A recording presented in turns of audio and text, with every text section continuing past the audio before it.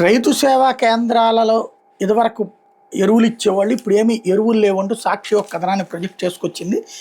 ఎరువుల ఇస్తామన్నామంటూ నిమ్మకి నీరెత్తినట్టు వ్యవహరిస్తున్న ప్రభుత్వం బఫర్ స్టాక్ కింద 2 లక్షల టన్నుల లక్ష్యం, ఇందుకు అవసరమైన నిధులు 100 కోట్లు, బడ్జెట్లో కేటాయించింది 40 కోట్లతో ఈ పరిస్థితి తలెత్తిందన్నటువంటి వార్తని హైలైట్ చేసింది.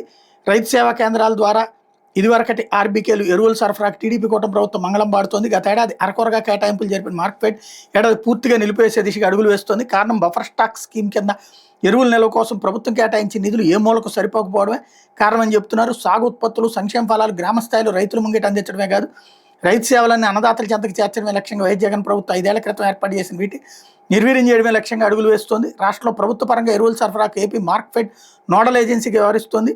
వైఎస్ఆర్ హయాంలో ప్రారంభించిన బఫర్ స్టాక్ స్కీమ్ కింద ఎరువులను మార్కెట్ గోడౌన్లో నిల్వ చేసి సొసైటీల ద్వారా సరఫరా చేసేవాళ్ళు.